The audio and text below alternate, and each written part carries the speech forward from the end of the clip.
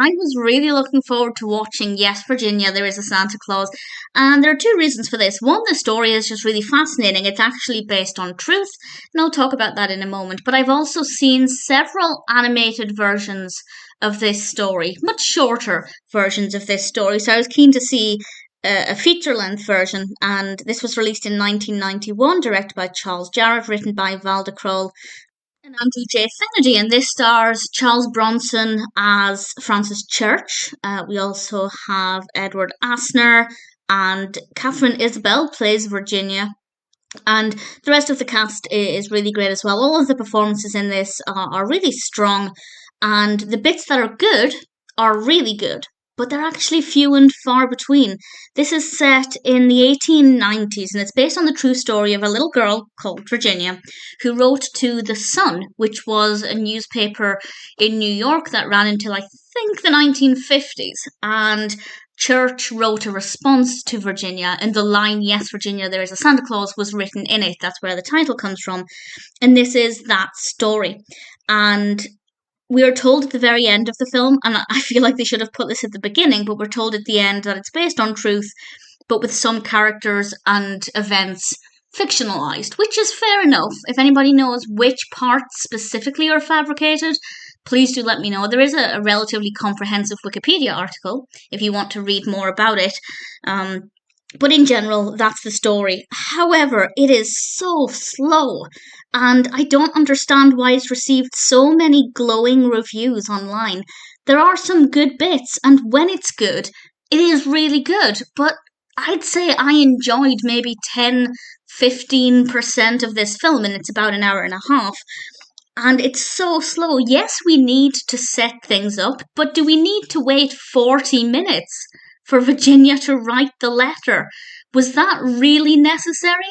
I don't think so. Yes, it was important that we got the backstory about Church, that he was grieving the loss of his wife and child, and he was in a very difficult situation. And then he's given this assignment to respond to Virginia's letter. But we didn't need 40 minutes to set the scene. I would say that after that point, once he received the assignment, the tone shifted and it became a little bit more magical and a little bit more moving. Before that, the narrative just felt so chaotic, and it felt like we were going back and forth between different characters and never really moving forward, just going from side to side, and there was just too much fluff. We could have lost a good 20-25 minutes up until that point when Virginia wrote the letter without actually losing anything important. So I feel like the pacing of the narrative is terrible, and the narrative structure up until that point, or at least up until the point when Church receives the assignment, which is not that much longer than after Virginia wrote the letter. It's pretty quick after that, thankfully. But up until that point, it was so slow, and I was genuinely confused about how this film has so many 9 and 10 out of 10 star reviews online, because it's a terribly executed narrative. And once it gets going, yeah, it's nice. I still wouldn't say it's an amazing film, but after the halfway point, I felt like we were going somewhere. I felt like the purpose was established, and the tone, as I said, shifted, and it became a lot more moving and meaningful and magical, and after that point, I liked it. But I still wouldn't say it's perfect, and I'm really glad that this was not my introduction to Yes, Virginia, There is a Santa Claus, because I might not have then seen the animated versions or even read more about it. Thankfully, I have read not an extensive amount about it, but enough. Wikipedia and a couple of other articles linked from Wikipedia, so I feel like I enjoy the concept more than the execution of this narrative. Would I recommend it?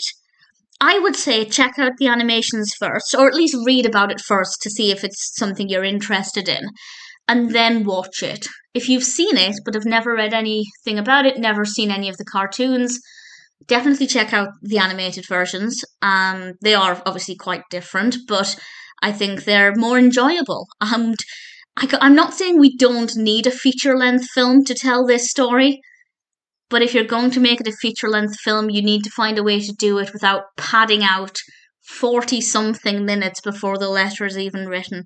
As I said, we do need to set the scene, we do need to establish characters, but not for pretty much half of the film. So it's not a good narrative. It's a good concept, but a terrible execution for half the film, and then a mediocre film after that, apart from a couple of moving moments here and there. So I'd recommend it if you have an interest in Yes, Virginia, or if you're curious to learn more about it. But if you're just looking for a moving, magical, or emotional Christmas film, give it a go, but expect it to drag to begin with. Once it picks up, it's fine, but the first half of the film is a bit of a mess. I don't regret watching it. I'm glad I've seen it, but I won't be watching it again.